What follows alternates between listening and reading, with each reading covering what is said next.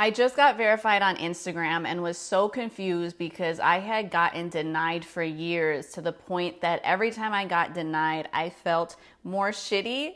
And I realized I was allowing social media to validate me. And when I finally snapped out of that, I realized a blue check mark or the amount of followers or the amount of likes I got on a post was not going to determine my work, my worth, or my value. And the last time I got denied was in November 2022. And I promised myself I would no longer chase after this verification and these numbers, or allow social media to affect my self-esteem like that ever again. And I never tried again. And then here we are in July 2024.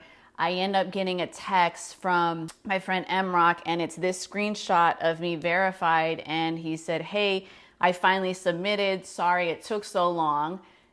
And Emrock is one of the many people who tried to get me verified in the past. And legit, the last time we talked is when he tried, and it was in September 2022. I never followed up, and the timing of it is crazy, and why he did is crazy. So I really wanted to thank him, and we were playing phone tag. And when he called me back, I was in the middle of recording my video about getting verified, and I was going to show you guys all the times I got denied verification and all my press articles and being verified on other accounts, and how I really thought it was going to happen. So it was this whole thing.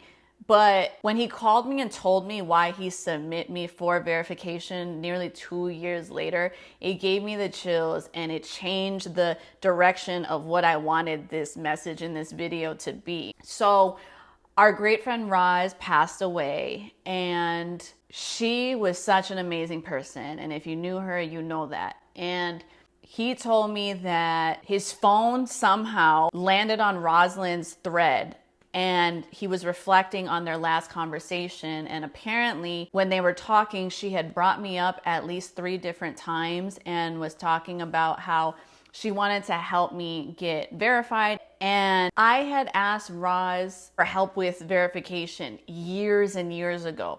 It wasn't anything we had talked about recently. And even our last conversations before she passed, we talked a few days before and just even before that. And it was never about getting me verified. And she was still trying to help me. So Emrock was thinking about that. And he said that Roz really pushed him and said, "You need to submit her right now."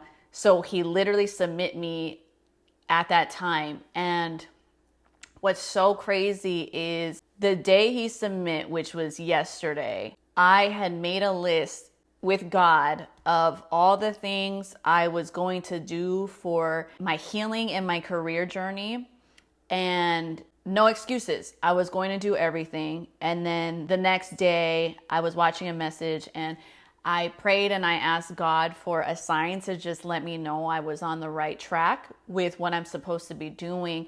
And then I got that text from Emrock. So I told Emrock this story, and he said, "I know how much you talk about God, and I love your content." And he said that he didn't believe in God, but he said that if there was ever a time for him to believe in God, it was yesterday and today. Meaning when Roz nudged him to submit, and then when it happened so instantly and we talked about it. And I was just in such shock. And the lesson I want you guys to take away from this is, even if your loved ones aren't here physically, they're still looking over you spiritually. And when you ask God for a sign, he's going to give you that sign. And I will say that is the last sign I expected. I would have never thought that. This whole verification, like I said, I gave up on that in 2022. So for that to come in on that day, now I know I'm on the right path. So thank you, God. Thank you, Roz. And thank you, Emrock, for giving me that sign.